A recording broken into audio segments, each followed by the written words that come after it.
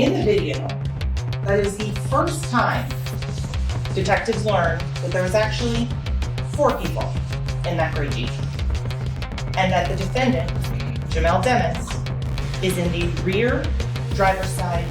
Brand new footage has surfaced, and it's flipping the entire YNW Melly murder case upside down. For the first time, the public is getting a raw, unfiltered look at the events of that night involving Melly and Bortlen.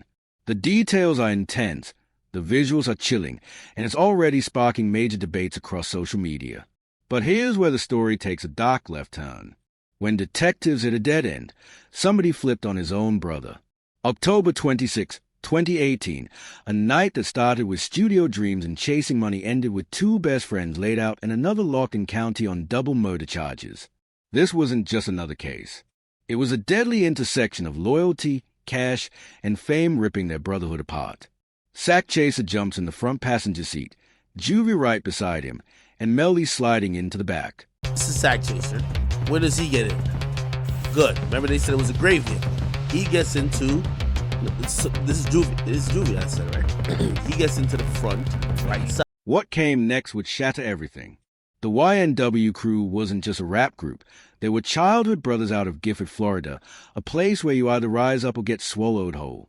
Melly, born Jamel Demons, was already blowing up with murder on my mind, but the spotlight brought pressure nobody was ready for. YNW Sack Chaser, Anthony Williams, just 21, and YNW Juvie, Christopher Thomas Jr., only 19, started feeling that tension. The beef? Straight money. When Melly signed to 300 Entertainment in July 2018, pocketing a reported $200,000 to $500,000, the crew felt cut off from the bag. Later, investigators dug up chilling text messages from Sack Chaser pressing Melly hard. "You blowing up?" Shot through the seat multiple times, and there was no defense wounds to be like, stop. You get me? It was that quick. Bang, bang, bang, bang, bang, bang. That quick. When "We still eating crumbs. Pay up or we done." That wasn't just frustration. It was a threat laced with weight. In Gifford, loyalty wasn't a slogan. It was survival. Betrayal could get you buried. 4 years, the YNW collective moved as one, side by side through poverty, violence, and music dreams. But when Melly's track with Kanye West, Mixed Personalities, dropped, the shine separated him from the crew. Suddenly, Melly had chains, foreign cars, and Hollywood cosigns, while his childhood brothers were still grounded in the struggle. And in the streets of Gifford, respect came from what you could put on the table. The YNW Bloods, known as the Gifford Slimes, weren't about equal love. They were about hierarchy. When bullets later tore through the gray Jeep, detectives believed the crime scene was staged. They claimed the crew hopped out, fired back into the vehicle, and left .40 caliber shells scattered to make it look like a drive-by. With Melly's star climbing, the cracks in that brotherhood widened. Jealousy grew, loyalty wavered, and the tension between friendship and street politics pushed everything to the edge. By the time they pulled up to New Era recording studios, it looked picture-perfect. The YNW family still tied on camera. But beneath the smiles, whispers were getting louder. At 4:08 a.m., surveillance footage showed all 4 sliding into a rented gray Jeep Compass. Mr. Demons responds very succinctly, "I did that." That seating chart alone would later flip this entire case on its head. Sack Chaser climbed into the front passenger seat, the spot the streets call the death seat. Melly slid right behind the driver, and prosecutors say that wasn't coincidence. It was a setup. According to the DA, everything about that night was calculated. Within minutes, between 4:10 and 4:20 a.m. on Miramar Parkway, gunfire erupted from the back left seat where Melly was sitting. The ambush was brutal. Sack Chaser was hit 8 times, bullets ripping through his head, neck, and chest without hesitation. Juvie wasn't spared either, taking 4 shots, including 1 straight to the face. The scene was beyond violent. It looked less like a warning and more like an execution. Autopsy reports later confirmed the chilling details. And they sit and they walk side by side for an hour, that mile-long stretch, looking for evidence of this drive-by. Because evidence is the remnants a crime leaves behind. And in this case, the lack of evidence is very important. Stippling marks, tiny burns from unburnt gunpowder, were etched into their skin. That evidence proved the shots were fired at point-blank range. Even worse, there were no defensive wounds at all. These weren't men caught in a shootout. They never even had the chance to react. The sheer brutality left investigators stunned. Sack Chaser's fatal headshot tore through his skull with such force it shattered the passenger window beside him. Juvie's cheek wound told an even colder story. He was sitting still, facing forward, never even turning his head before his final breath. The evidence was undeniable. Both men were blindsided. The setup itself made the scene even darker. Video. That is the first time detectives learned that there was actually 4 people in that gray Jeep. And that the defendant, Jamel Dennis, is in the rear driver's side. This wasn't chaos in the middle of the streets. It happened in silence. A quiet location, away from cameras, away from witnesses. Every bullet ripped through their bodies, some even tearing into the seats. Nothing about it screamed impulse. This was calculated. Forensics only confirmed the nightmare. The patterns of the shot showed control, not frenzy. The chilling discovery? Some bullets entered their bodies after they were already gone. That detail alone stripped away any doubt. What happened that night was more than murder. It was execution by design. That meant the shooter wasn't just killing. He was staging a scene from the very start. Cold, calculated, already plotting to cover up before the first shot rang out. This wasn't heat-of-the-moment rage. It was premeditated murder, carried out with chilling precision. And the coldest move came after the fact. Prosecutors say the Jeep was driven to a dark spot where more shots were fired from outside with a different gun to fake a random drive-by. Then at 4:35 a.m., YNW Bortlen rolled up to Memorial Hospital in Miramar with 2 lifeless bodies beside him. Calm as ice, he told doctors and cops it was a drive-by ambush. Meanwhile, Melly had vanished, allegedly scooped away right after the staged shooting, leaving Bortlen to sell the story. But prosecutors had something deadlier than witnesses: social media receipts. When news broke, people messaged Melly asking if he was okay. His reply was only 2 chilling words: "I did that." Prosecutors painted it as a confession. Cell phone data backed them up, tracking Melly's phone with the victims until around 4:20 a.m., placing him at the scene. As for motive, both the DA and the streets pointed to the same deadly trio: money, jealousy, and gang politics. Melly's rise to fame shifted the balance inside the YNW Bloods, also called the G-Ford Slimes. And when loyalty clashes with money in the hood, it usually ends with someone in a coffin. The darkest twist? These weren't enemies.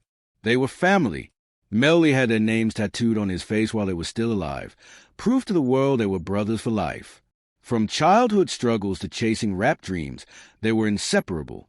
To turn the gun on them was unthinkable.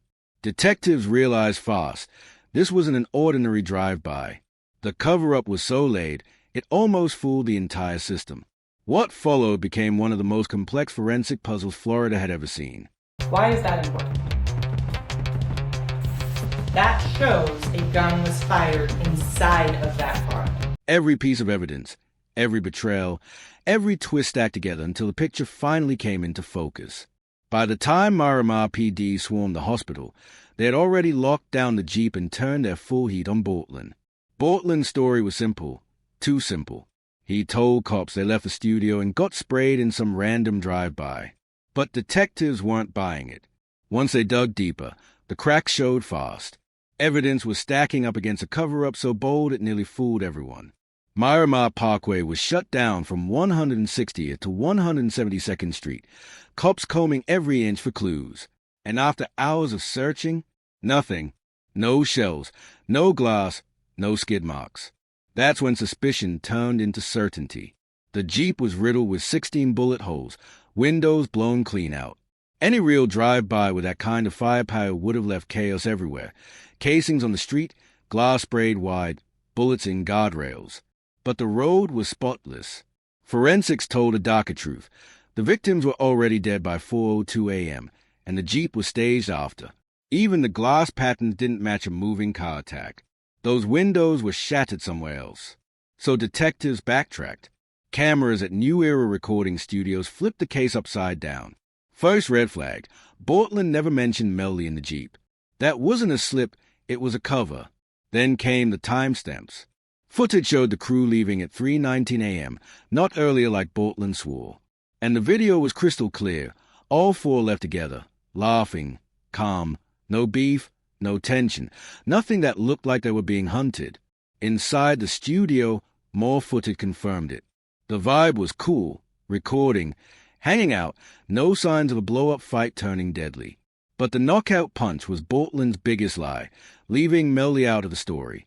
Detectives knew right then if he was hiding Melly, he could be lying about everything else. That's when they leaned on technology, the one thing that doesn't lie. Cell tower data mapped the crew's every move. At 4:02 a.m., all four phones pinged together near a remote stretch by US 27 and Pembroke Road. The exact window prosecutors say the murders went down. They stayed until 4:20, then split. One phone veered towards Sunset Lakes, the others toward the hospital.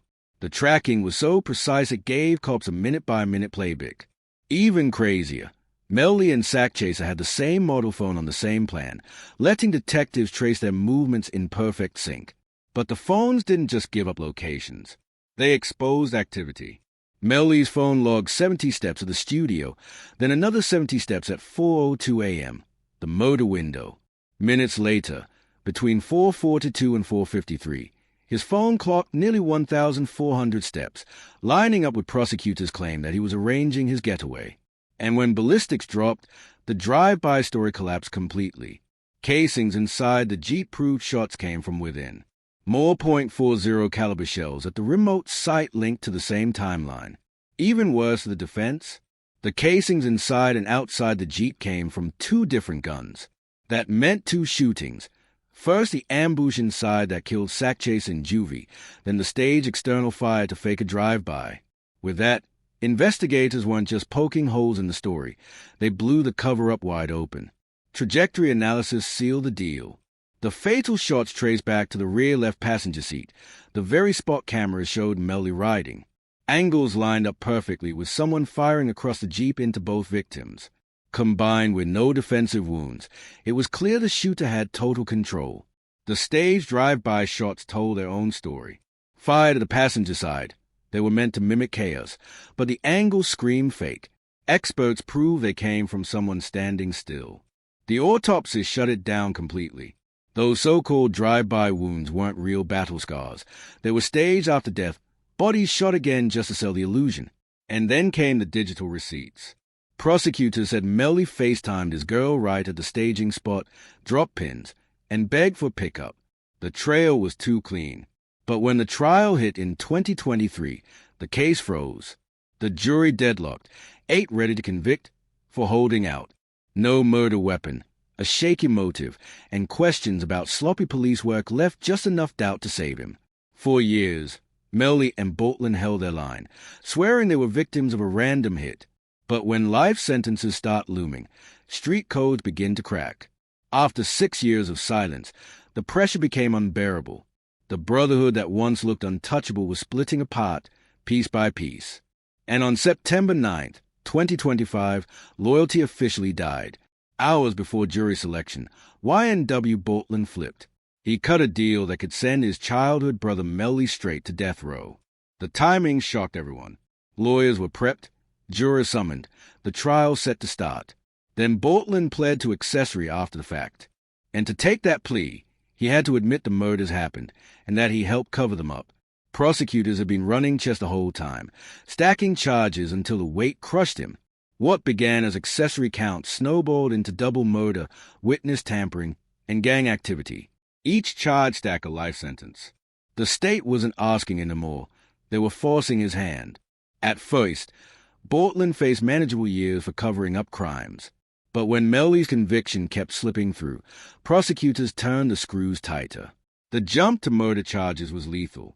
In Florida, first-degree murder means life, no parole, no breaks. Add in witness tampering and gang enhancements, and it painted Bortlen not as a bystander, but a key player protecting a criminal enterprise. The DA's strategy was pure pressure warfare. And after 6 years locked up, the fear of dying in a cage forever finally broke him. When the smoke cleared, Bortlen walked away from murder charges.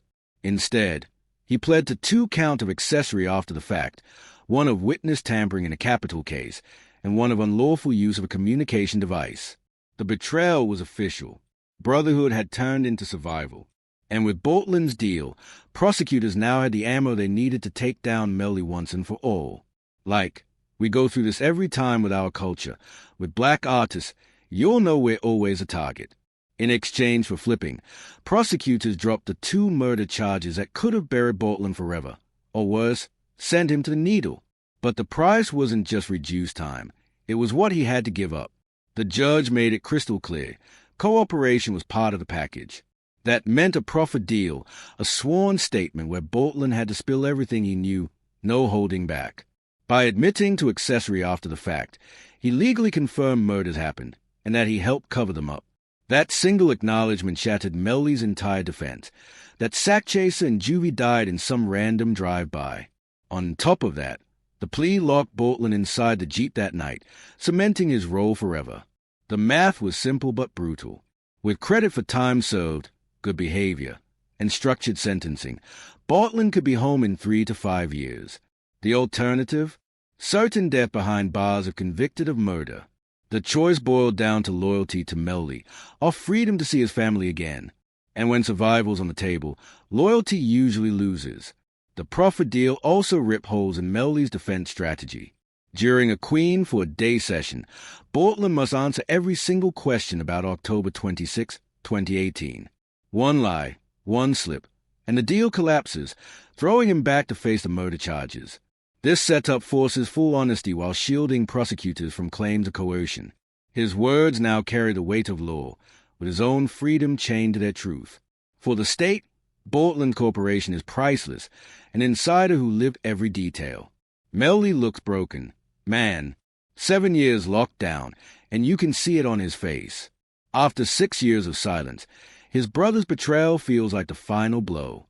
His retrial, scheduled for January 2027, will almost certainly feature Bortlen's testimony, the missing puzzle piece prosecutors have hunted since day one. Street code says never fold.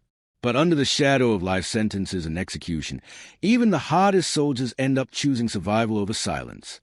Melly's lawyer still insists he's innocent, calling the plea deal nothing more than a weaponized tactic, part of a long history of targeting black artists in the justice system. Still, the damage is undeniable. Locked up since 2019, most of it in solitary confinement, Melly's been carrying scars from 6 years of isolation, stress, and the looming threat of execution. Legal experts warn that this kind of treatment is punishment before conviction, a slow grind meant to break even the strongest soul alive. This case goes deeper than music or street politics. It's a modern tragedy where brotherhood collapsed under the weight of fame, jealousy, and survival. What started in the studio as a dream turned into a nightmare. 2 young men dead, 1 brother flipped, and Melly staring at death row. The betrayal runs deeper than any rap beef. It's about loyalty versus life.